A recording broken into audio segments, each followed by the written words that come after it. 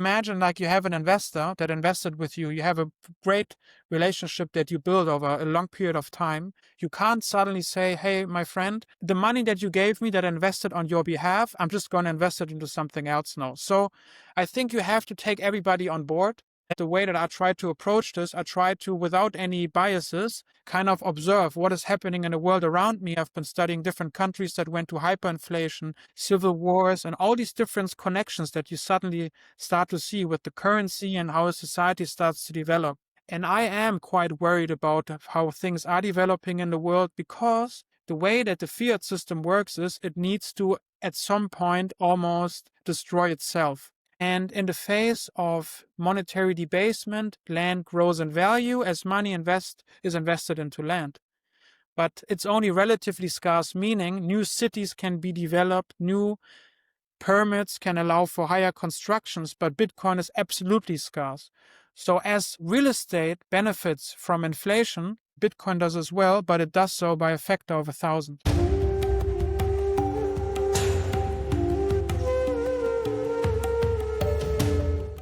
Hello, everyone. Welcome back to Bitcoin for Professionals.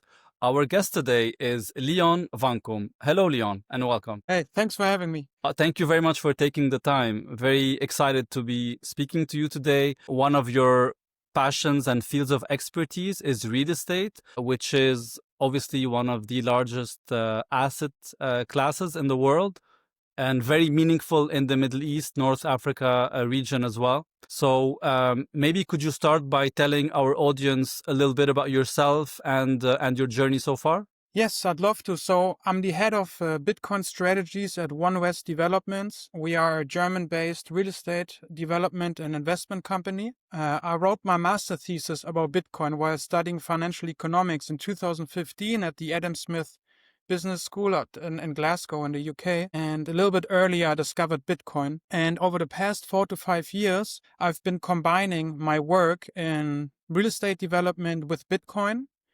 And overall, I came to the conclusion that Bitcoin is a superior store of value to real estate. So for me, it's digital real estate due to its function as a pristine store of value, and also as this pristine form of collateral that really works well with leverage strategies in real estate. Nice. And obviously real estate and leverage, meaning loans, is a love story. It's I suppose the possibility of loans have made real estate grow to the size that it is today. I don't suppose many people could have bought or invested in real estate just from savings, but we will talk about that.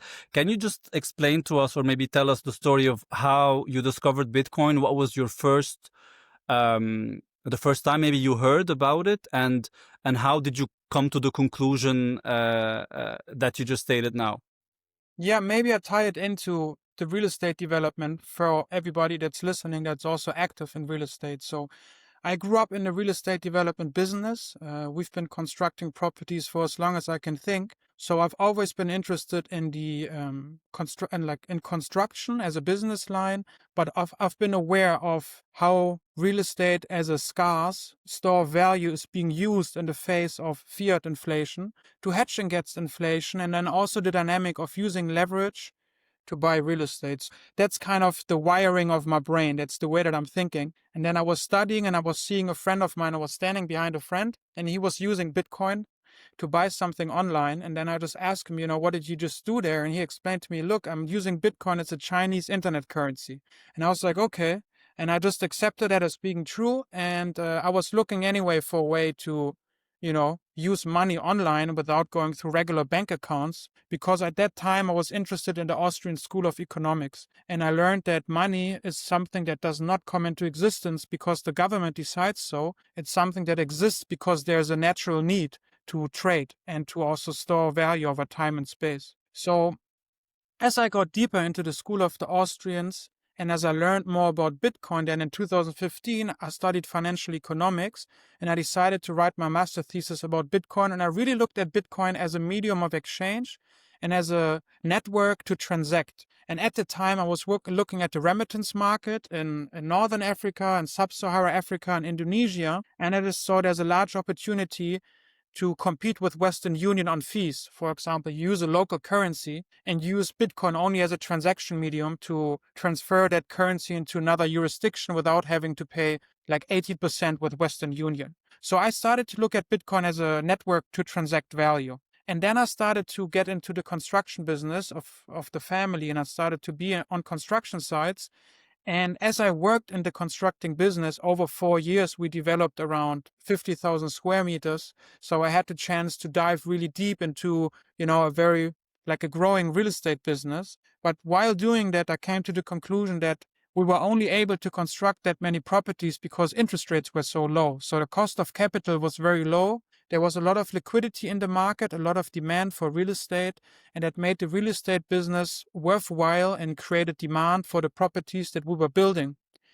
And the moment interest rates started to go up, the liquidity dried out and the market started to change. And I think that's the situation we are in right now. It's a standstill where buyers are not willing to sell real estate at prices lower than what they want because they expect high prices due to us being used to low interest rates. And then you have the sellers who are thinking the same. They don't want to sell their property for under market value. So I was forced to integrate Bitcoin into our business, but the interest to do it came earlier. So it came earlier, and it also had to do with other people bursting onto the scenes and publicly listed companies using Bitcoin and then also issuing stocks to buy more Bitcoin. Because if you think about it, what they're doing is they're doing the same thing as real estate developers. So since 1971, the real estate business really has become a balance sheet play. And what you do as a successful real estate investor, you own real estate, which is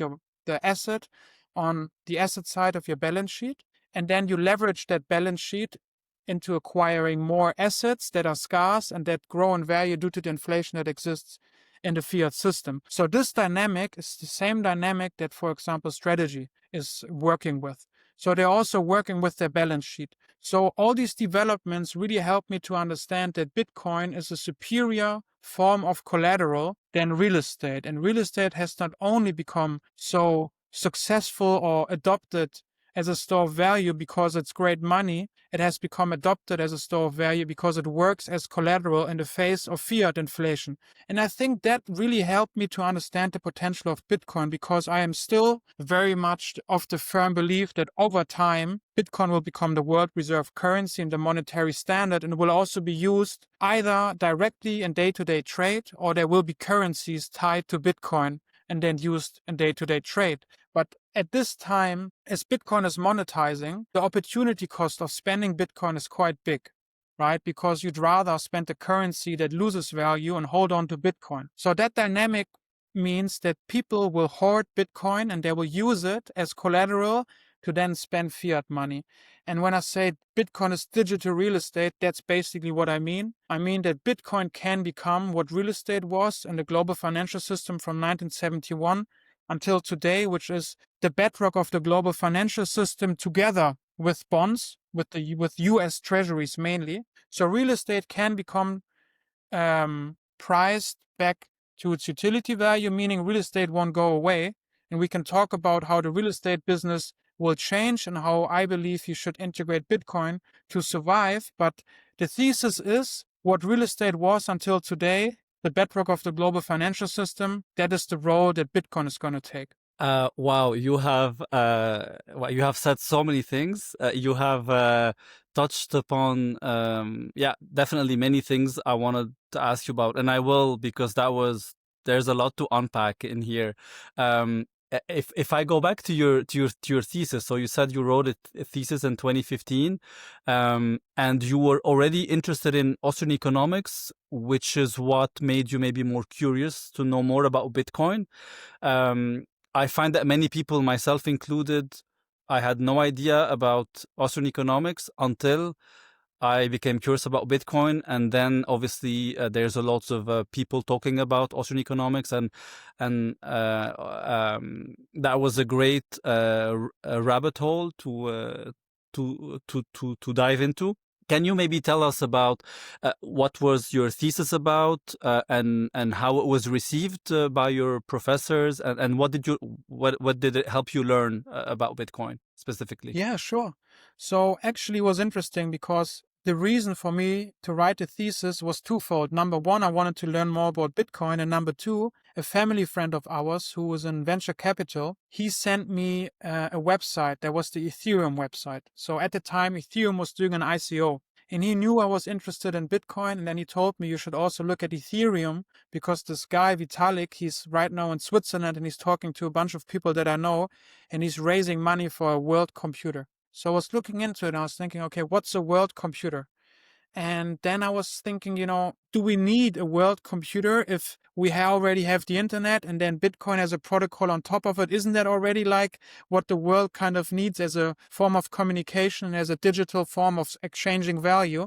Why do we need like this other world computer? So then I started to really dive into what Bitcoin is. And that was my motivation for writing the thesis. I wanted to understand why there are different cryptocurrencies and if Bitcoin is really the superior form. And then in my thesis, I looked into the cypherpunks. So the people that sort of engaged in, conversations in the 90s, predominantly in San Francisco, via the cypherpunk mailing list. And for everybody who doesn't know, those were people interested in liberty and computer science. And they saw the dangers of the manipulation of both money, currency, but also information online. And they rightly said that the right to transact should be as important as the right to speak or access information. And because without the right to transact, there's very little freedom, right? And then the cypherpunks said so because they were aware of the Austrian School of Economics. And then I started to look into Karl Menger in particular and into Ludwig von Mises as sort of the founding fathers of both the Austrian school and Bitcoin. And I think Bitcoin is, if you would ask me, what did I learn from my master thesis? I kind of learned that the origins of Bitcoin lie in the 1920s and 30s in Vienna. And I dive deep into that time, into not just the Austrian School of Economics, but if you really think about the Austrian School of Thought, it's a very specific type of thinking. So it's a first principle type of thinking where you decide on your conclusion by rational decisions based on principles. And writing the thesis kind of helped me work out the principles that I want to live my life by. But I did not at the time really understand the potential of Bitcoin also in comparison with real estate, because at the time I was of the firm belief that real estate, because of what I've experienced in the past and because of what I've knew, will continue to be this very, very important store of value. But writing my thesis, I came to understand that Bitcoin is a transaction network.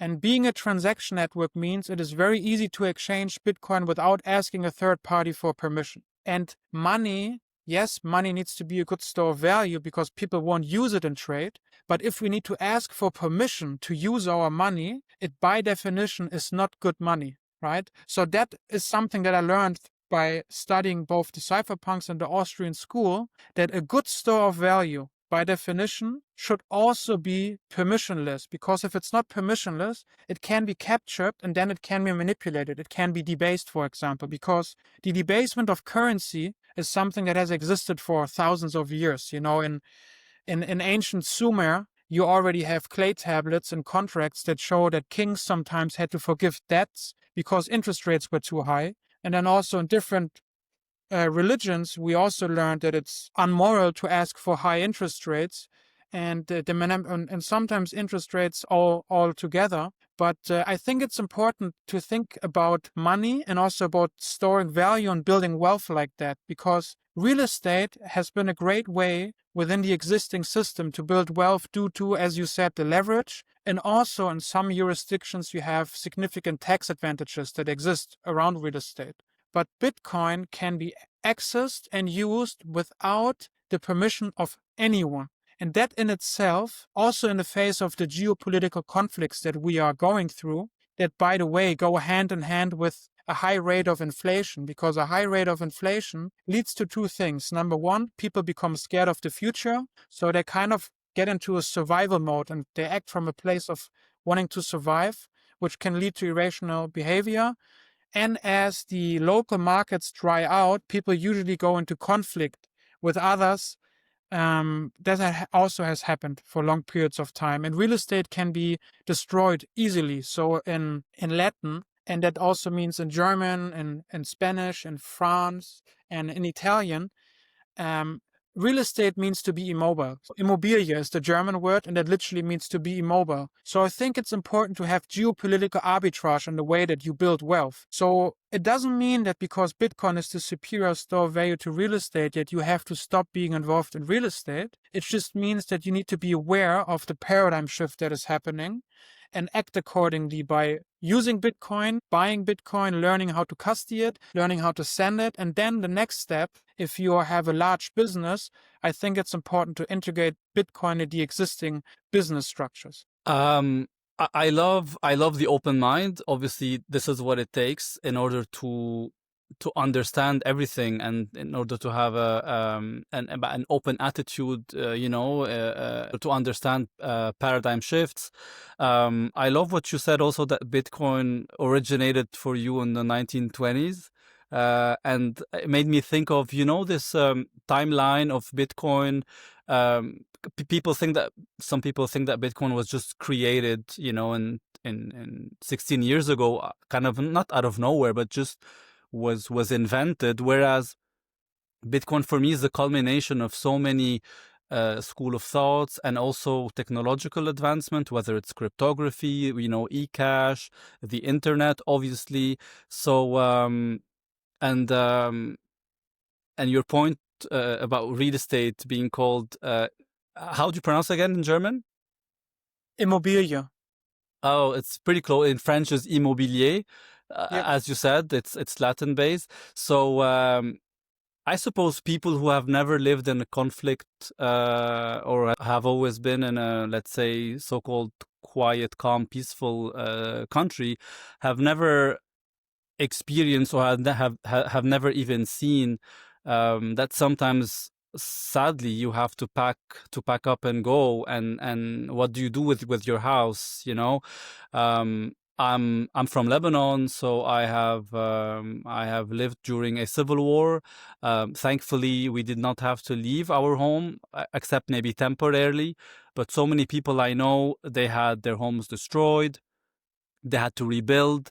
Some of them had their homes occupied for years by other people, which is insane. So, and I also love that you're not saying that even though you have realized that Bitcoin is a far superior store of value than real estate, that does not mean that, okay, real estate is over. You're not like a full degen getting everything into Bitcoin. So I love the and I'm sure this balanced approach must be very useful to you when you speak maybe with other real estate investors, because the aim is not like to make them sell everything, but maybe to start integrating Bitcoin into their overall way of thinking, and things happen naturally after that. So and I also love what you said, that store of value was important, but if you don't really own or control this asset, then it can be meaningless. The value can increase, but if you have to ask permission, you don't really own it. So that's very powerful, Leon. Can you maybe, so you've argued that real estate is a bad store of value, especially compared to Bitcoin. Can you break down maybe the pros and cons of real estate as a store of value or investment? Yeah, of course. I think what helped me is I started to also use Bitcoin as a unit of account. So I started to measure everything that I do in Bitcoin, and every business decision I started to center around Bitcoin. So I kind of said to myself, if it doesn't bring me more Bitcoin, I won't do it. Like, Wow. it's not worthwhile my time within the business. But then I also came to understand that obviously I work with partners, and I'm the youngest. So it's also respect, right? You have to respect the people that you work with and what they build. So at the beginning, I was a little bit frustrated with the people around me not being as aggressive as I wanted to be in, integrating Bitcoin into the existing business model. But then you also start to understand that in real estate, if you have an active business with a considerable size, you need to work around the existing regulations, because you do not want to, for example, I'll give the example of Germany. So in Germany, if you hold on as a business to a property that you constructed, after 10 years, you can sell that property tax-free. But if you, for example, within those 10 years, do any commercial activity in the building, like, for example, Bitcoin mining would already be considered a commercial activity, you can't sell the building tax-free after 10 years. So suddenly you have to pay up to 50% taxes. So the integration of Bitcoin in Germany in particular, so everybody needs to think, of course, what are the laws and regulations in my country? Where do I operate my business? I can only share, of course, what I experienced. But in Germany, what I had to learn is the integration of Bitcoin, because the regulator tries to make it so difficult, needs to be done in a way where you don't destroy the tax advantages that sit around real estate, because then you destroy the whole business model, right? So I have to pay attention to the tax advantages that exist, and also who gave you money to buy the property, right? Imagine like you have an investor that invested with you. You have a great relationship that you build over a long period of time. You can't suddenly say, hey, my friend, the money that you gave me that I invested on your behalf, I'm just going to invest it into something else now. So I think you have to take everybody on board. I spend a lot of time trying to educate the people around me. That's why I write so much. That's also why I do so much podcast, because I do share these podcasts with the people that I work with, and over time I see that they are adopting my type of thinking. But obviously they didn't maybe study philosophy, or they didn't spend 5 years in their dorm room on Reddit. So of course their acceptance for what I have to say just takes time. But over time, I feel like everybody, by the way, will come to the conclusion that you and me have. So I think that what we are doing is, it's almost not really an investment thesis, but going back to also the Austrian school of thought, the way that I try to approach this, I try to, without any biases, kind of observe what is happening in the world around me. And I've been also studying what has been happening in the Middle East a lot, and what you've been just telling me. I've been studying different countries that went to hyperinflation, civil wars, and all these different connections that you suddenly start to see with the currency and how a society starts to develop. And I am quite worried about how things are developing in the world, because the way that the fiat system works is it needs to, at some point, almost destroy itself. Any debt-based system is built on debt, meaning it needs to create more debt to service the existing debt. But in the logical consequence of that, it also means that the currency at some point will be worthless. It just depends how long that's going to take. And this is also something that real estate investors have been aware of. That is why they went into real estate. But now the inflation in the system has been so extreme that you need to change the system. You need to now leave the system. So real estate was almost like a system cheat within the fiat paradigm. But now there's a new system emerging, and that system has a store of value that is much scarcer than land, because land is relatively scarce. And in the face of monetary debasement, land grows in value as money is invested into land. But it's only relatively scarce, meaning new cities can be developed, new permits can allow for higher constructions, but Bitcoin is absolutely scarce. So as real estate benefits from inflation, real estate does as well, but it does so by a factor of 1,000. You mean Bitcoin does Bitcoin, so excuse by? me. Yeah, yeah. Bitcoin does so as well. So the way that land and real estate benefits from inflation, Bitcoin does as well, but it does so by a factor of 1,000. I love that, what you said about real estate being a kind of a cheat code within the fiat system, the debt system, and that, Bitcoin is kind of an upgraded or a more efficient or more higher performing cheat code. So as you said, real estate has traditionally been the cornerstone of the wealth of individuals. People buy a house, they take a loan for whatever 25 years, and the price of the house appreciates, mainly because the money is losing purchasing power.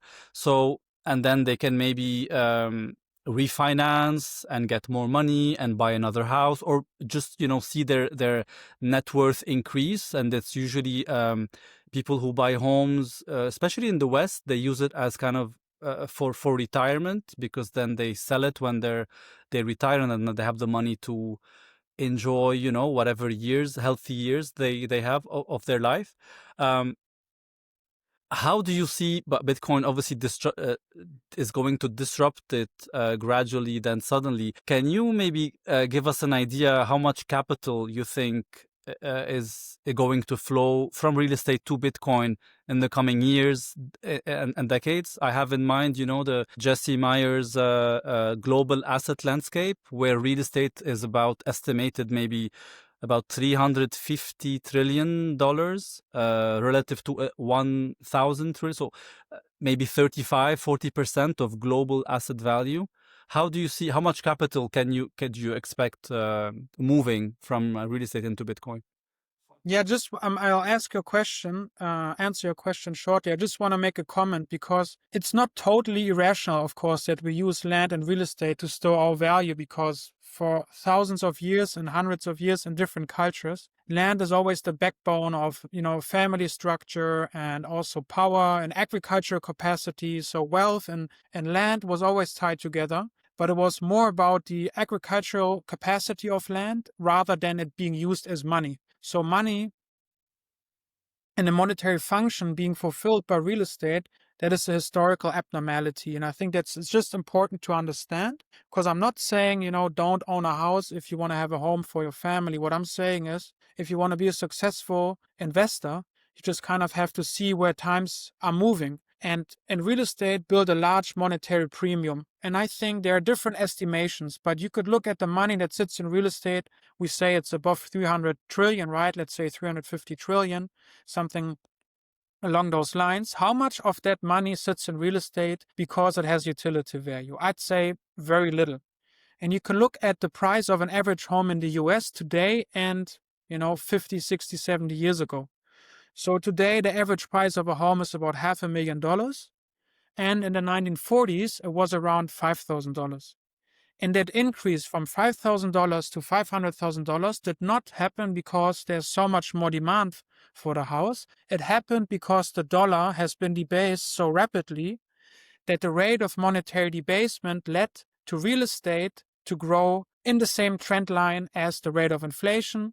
And you can really see that. But what happens if you now have a store of value that is much scarcer and it's digital, you can use it at the speed of light? And I think that if we say that 80 to 90% of the money that sits in real estate sits there, not because people live in it, but because people use it as a savings account, we can say that around 200 to 300 trillion is the potential of Bitcoin within the next 20 to 30 years. So that's also how I look at Bitcoin when I want to see, the potential of Bitcoin. First of all, I think Bitcoin can hold all the wealth in the world, right? So its potential is much larger than real estate. But because real estate is the largest store of value in the world, it does give a good idea of the direction where Bitcoin is going. And while that is happening, real estate can also grow in value. So it could very likely happen that real estate is worth, let's say, 1,000 trillion and Bitcoin is worth 300 trillion. But then the question is, do you want to put your money now into real estate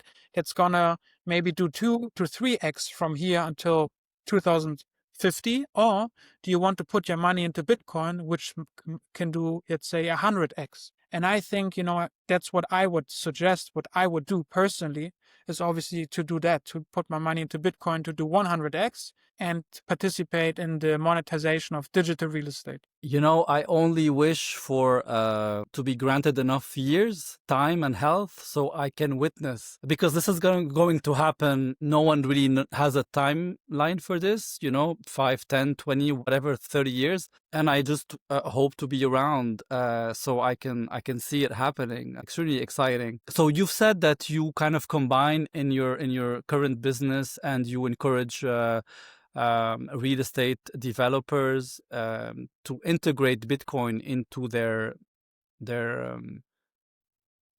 framework, if I may say. So what are the ways that Bitcoin and real estate can work together?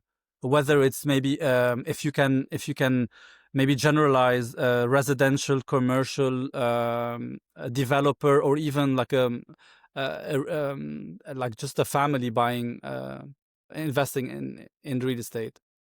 Yeah. So I'm going to share with you like my thought process basically. And my thought process was where I looked at our portfolio, and this is now for anyone that is running a real estate portfolio, doesn't matter if you have a few apartments that you're renting out or if you have a large portfolio of commercial and residential properties, this does not count for savers, because if you just want to save and build wealth, I'd suggest to just buy Bitcoin. But if you're in a business of real estate development or of real estate investing on a larger scale, I personally, I would look at my portfolio and I would see what property can I sell tax-free. If there's anything that you can sell tax-free, you can kind of recapitalize with Bitcoin, selling assets that are non-core to the business, and then buy Bitcoin and use Bitcoin as the anchor of whatever you do. And then if you want to keep properties, you can look into building maintenance reserves for these properties.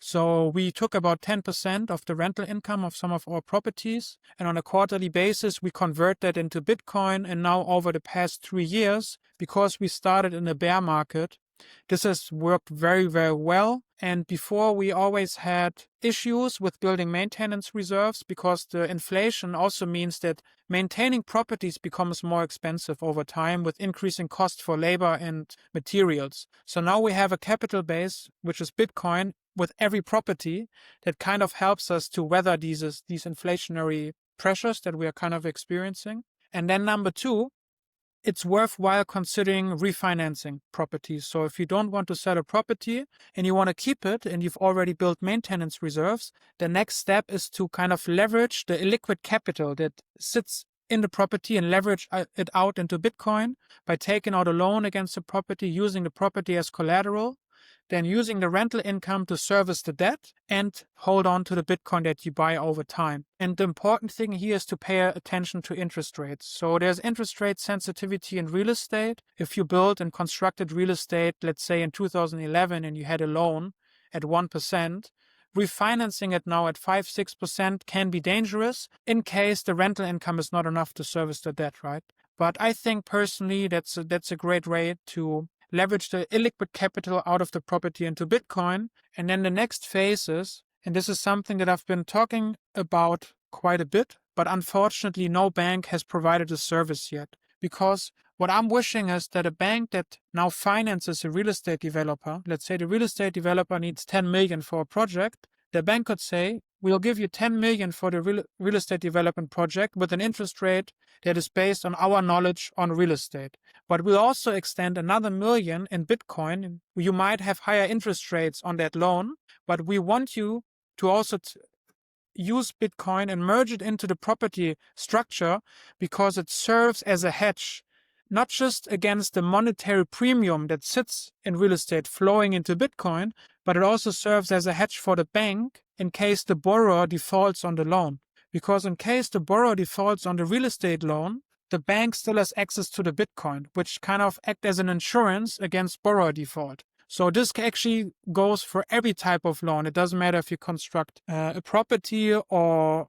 if you work in oil and gas. Any debt-intense business, I think, should have Bitcoin mixed into the collateral structure, dual collateralize the business with Bitcoin to increase performance from the borrower side and hedge the risk from the lender side. And I think this is kind of like a 360 view on integrating Bitcoin. Yeah. That's a great answer. Thank you. And I love what you're saying about the banks eventually starting to offer this kind of loans, structured products. I have worked in commercial credit in Canada for a few years, and obviously real estate was always a healthy collateral that banks like to a certain extent, because as you know, it is not always very easy to, in case a client defaults, to convert this immobilier heavy asset back into cash or so now that we've mentioned credit, etc., what I want to ask you, so we touched upon it a little bit before, real estate, the increase or the size of the real estate market is deeply tied to banking and credit expansion, right? So new loans create new money. That money flows into purchasing real estate, pushing the price higher, monetary premiums, etc. So how do you think real estate would have fared under a hard money standard? How different do you think things would look like today? I mean, it's a very good question. I think that the monetary premium would be less because in Germany, for example, and in Europe, you had a structure of people owning land, and then people worked on the land, and that allowed them to live there, but they never owned it. They were just, peasants that worked the land, and in Great Britain, it worked like that. And by the way, also in Japan, in the shogunate system, it worked in a similar way, and different systems throughout the world. So, I think that if we would have stayed on a hard money standard, gold would be that dominant store of value, right? But the problem is, it is almost like the question is an interesting theoretical question. But what I want to say is, there was almost no way for us to stay on a hard money standard, because as people started traveling and as electricity started to allow commerce to be globalized, gold didn't really serve well as a global monetary form of money that can be used in trade. Right. So to create the velocity of money, the idea of holding gold and then creating currencies that are back to gold, like, for example, you can create Cashew or eCash now that's back to Bitcoin. Like, that idea in itself is actually a sound idea. The problem is, technologically speaking, it was not able to be done without central banks manipulating the whole system. So I think what has happened in the past was almost something that had to happen for humanity to understand that we need to technologically advance and provide the infrastructure that is Bitcoin to match the globalized demand for trade. So as humanity, maybe we developed a little bit too fast. We weren't able to provide the base layer. And that also shows in the way that, to be honest, the past 100 years, yes, we had a lot of technological advancements, but as humanity on a moral and ethical level, I don't know if we developed. I could make the argument that we actually did not develop. Even I know that progressive maybe would see it differently, but I would very much say that the standardization of money, of architecture, and also the industrial scale of producing money and also funding perpetual war, without getting too much into politics, they are all linked. And it all exists because gold is easy to manipulate. So I think that there was no chance for us to stay on a hard money standard because gold was easy to manipulate, and now Bitcoin can kind of serve as a solution to that problem of manipulating the monetary base layer. But if we would have stayed on a hard money standard, and if we will move on to a hard money standard, I think that land will be priced back on its utility value, and the utility of land will then be assessed by how much money it can bring in, either by renting it out, by using it for like production, or by using it for any type of commercial activity, like, setting up concert halls and things like that. So it becomes a business again. And then real estate becomes a business again. And I had a conversation with a good friend of mine 2 days ago, who's a successful real estate investor. And this type of investing is that he buys a property and he sells it before he finished constructing it. So usually pension funds and large institutions that don't want to construct properties, but they want to put their money somewhere where they get a higher return than in the bank account or in a government bond, they usually buy these properties. So in an upward market, this is a great way to make a lot of money. So you construct a building, before you finish, you sell it to a pension fund. Once it's finished, inflation will have caused it to go up in price by a lot, and you sell it off, and this is called a forward deal, right? And these forward deals don't work if interest rates go high, because if interest rates go up, pension funds just leave their money in a government bond or in a bank account. So then the competition to be successful in real estate picks up. So what I'm saying is that the competition that is going to exist now in the real estate market is going to be severe, because number one, interest rates are higher, meaning we are competing now with government bonds, and we are competing with Bitcoin, and we are also competing with privately issued preferred stocks issued by Bitcoin treasury companies that give a higher distribution than government bonds and than the average real estate deal. So this is also a very interesting dynamic, where the money that flowed into real estate because people were looking for money or retirement money, now these people can also invest into Bitcoin treasury companies. They can give their money to Bitcoin treasury companies, or they can buy Bitcoin. So the competition that is starting to come into the market for real estate is not just Bitcoin, it is also other products, because Bitcoin's rate of return is raising interest rates globally. Every product eventually has to compete with Bitcoin's rate of return, because everybody that is rational has to think at some point, should I put my money into Bitcoin that gives me, let's say, 50% a year? Or should I put my money into another product? So Bitcoin's increase in purchasing power is going to become the standard for interest rates, meaning interest rates from this point onwards will only move up long term. In the fiat system, short term, maybe they can push them down to increase and stimulate the economy, but at long term, they will come up. And as a real estate business owner, I think you need to be aware of that. You need to be aware that interest rates will increase significantly. And maybe in 10, 20, or 30 years, we'll have a conversation and 10 to 15% will be the new norm. And if 10 to 50% is the new norm, why should somebody invest their money into real estate where they get 3 to 5%? Yeah, absolutely. Wow. I guess this is a good segue into asking you, how would you respond to critics who say like, if everybody just buys Bitcoin because it's the hurdle rate, just buying Bitcoin and holds it for years, nobody will be productive anymore. What is your response to that? I'll give a little, also, then I play the devil's advocate as well. And then I say, are we productive today, or are we not just misallocating most of our capital to save our productivity from inflation? So I actually believe that Bitcoin can rewire humanity to actually allocate our capital to more productive resources. So the way that the world works right now is, what are the biggest markets in the world? And I have profited from it.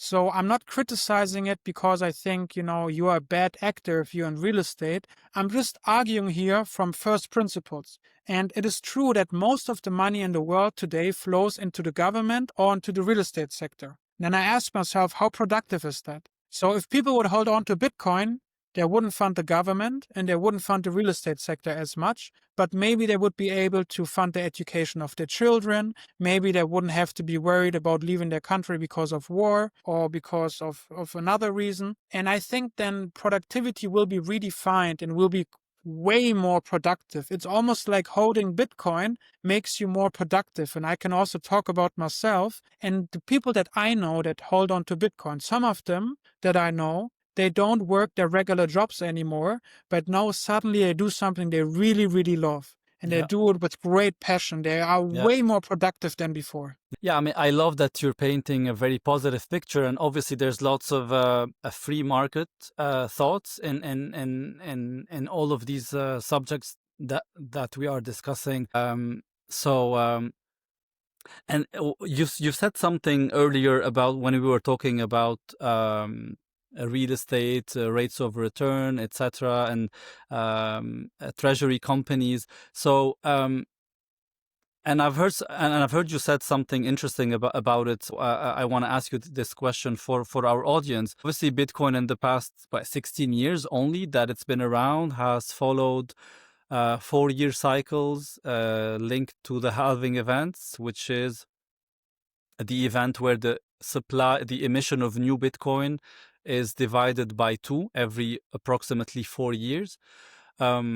With the ETFs buying, with the treasury, Bitcoin treasury companies buying, with even private companies buying, real estate investors buying Bitcoin. How do you see this affecting this holy 4-year cycle of Bitcoin? I consider myself less I'm not a trader or market maker. I am an observer of the markets. So I kind of try to observe the market and I don't spend too much time thinking about it. But if you'd ask me just intuitively, I don't think it will change. I think that the larger sums that are required now to push Bitcoin above, 100,000, they are coming in, but I don't see any reason for this bull market to be other than other bull markets. Like feeling wise, if you spend a lot of time on social media, sometimes, we'll create an echo chamber. But if I go on hikes, sometimes I go on hikes for a few days and I don't pay attention to the internet and I kind of sit and just sit on a mountain and I just kind of think about, what's going to happen with Bitcoin. and I'm preparing for a crash. So me personally, and also in the business, we are structuring our loans that we can sustain a 60 to 80% crash.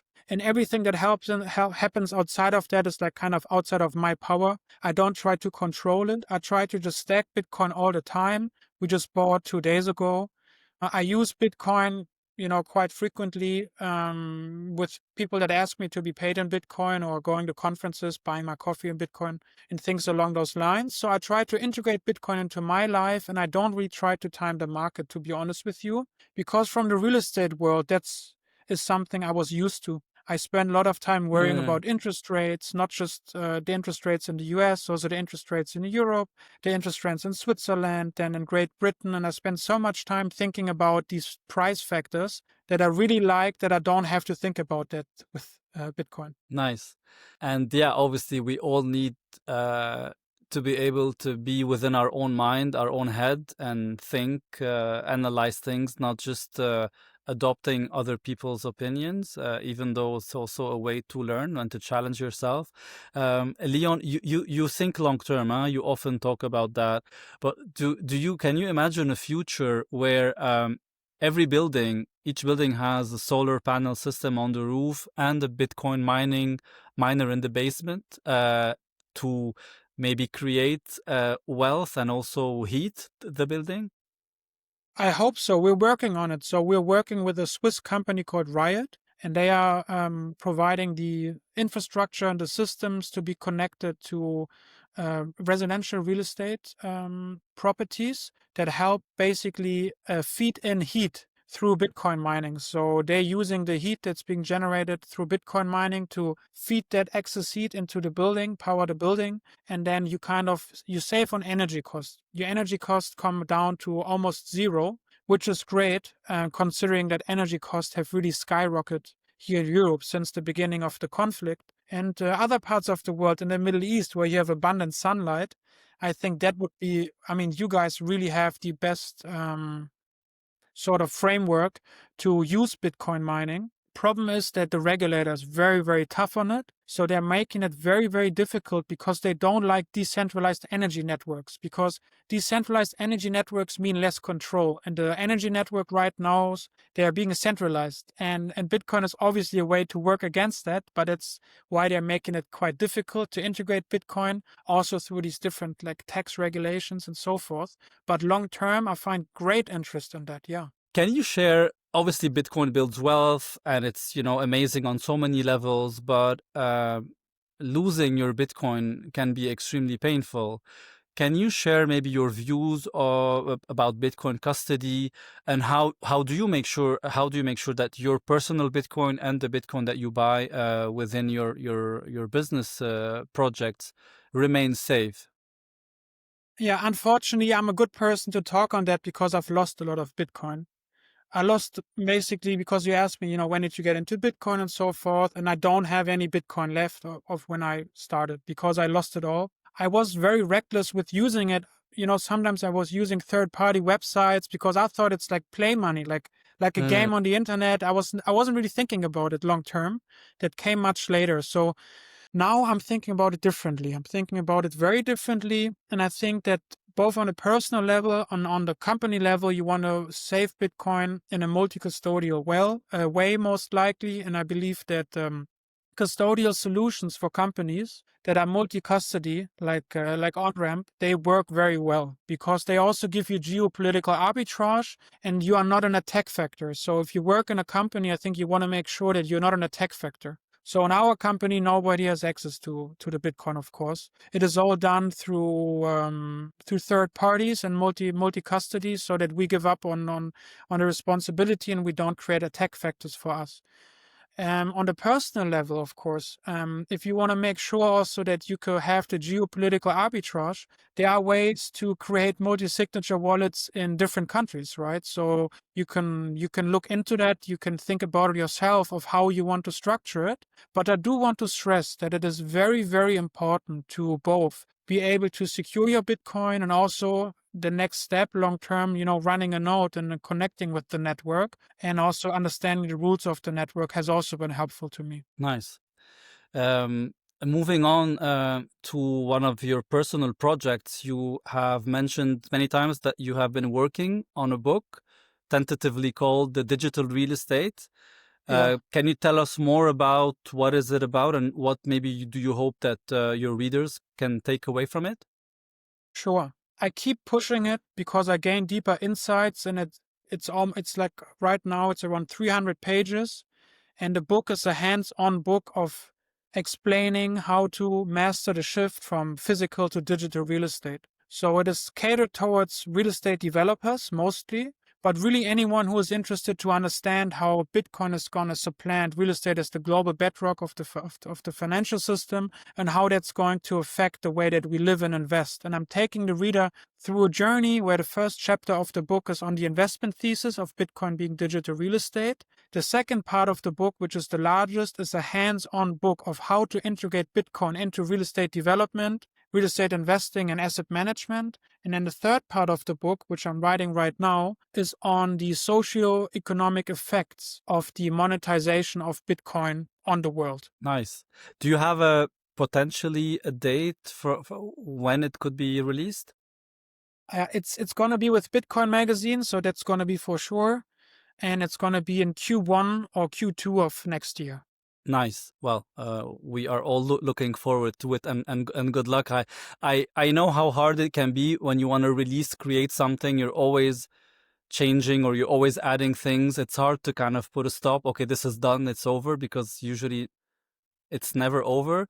But yeah, best of luck with that.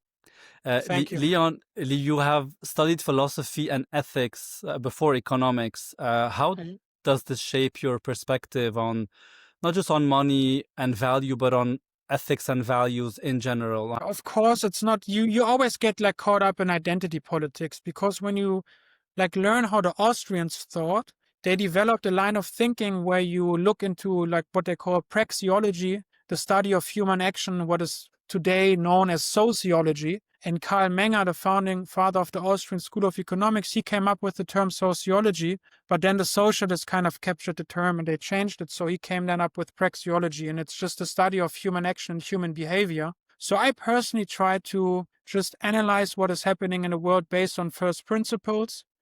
I kind of stick to my own thoughts. I don't engage with the news too much. I try to, create a good life for me and my family. I have quite, I guess in that way, traditional viewpoints, but I'm a libertarian. So I'm of the firm belief that anybody can do what they want as long as it doesn't affect my freedom. I don't judge another man's actions, and I don't want to tell somebody what to do. I want to create my own life. And I like that about Bitcoin, that it allows you as an entrepreneur, as a family father, or just as an individual to really create your life on your terms. That's what I like. Nice, nice. I have two more questions for you before we wrap it up. So you mentioned that you use Bitcoin on a personal level by buying coffee at conferences, maybe buying your tickets, etc. What are your family and friends' views on Bitcoin, and like what do they think of you being so embedded into Bitcoin? I'd say at this point, people are thankful for themselves that they then also took the step to engage with Bitcoin, because I do believe it's a core of my existence and the people that I engage with. And we all support each other, because if I want to break it down of what, Bitcoin is, it's self-responsibility. And I try to not get involved with like these large, top-down movements. I like these grassroots movements where you kind of engage with the people around you, make it very much a thing to explain everybody that you work and live with what Bitcoin is, that everybody that you engage with, close group of family and friends, also holds Bitcoin, and then kind of also maneuvers the world from this first principle type of thinking. So at the beginning it was kind of tough. I think people also took it as maybe a form of disrespect, suggesting, for example, to integrate Bitcoin into an existing line of business, which has worked well for decades. But I think that's part of the adoption of new technologies. We kind of have to work with the way that we see the world, because sometimes new technologies can also change, I think, the way that we look at the world. And that Bitcoin definitely changed the way that I look at the world. Yeah. Nice, I agree. Um, and Thank you again for your time today. I really appreciated your insights. My last question for you is, besides Bitcoin and real estate, what else are you passionate about? What else do you enjoy doing? At the moment, I don't do that's all I do almost, to be very honest with you. It's quite consuming, but in a good way, So at the moment, I like to read a like book of the Austrian schools. Still, I'm deep down into, because with my writing process, that kind of helps me as well. I like to do sports. I mean, that's what I do as well. I spend a lot of time in just kind of living like the best life that I can like that I can live. I like to spend time outside and do sports, meditate. Meditation helps me really also to integrate Bitcoin into the businesses. And I don't Nice. watch news really. I think maybe I want to make a point in saying that, because also when I wake up in the morning, I don't engage with the world that exists outside my sphere of influence, because it can be very frustrating. And my personal look on life is that I have the power over my own body. That's where property starts, right? Myself, my own actions, my beliefs. And then Bitcoin kind of works in line with that. And that's how I spend my life. Leon, this is extremely powerful and inspiring. Thank you very much for sharing, and thank you again for your time. Thank you.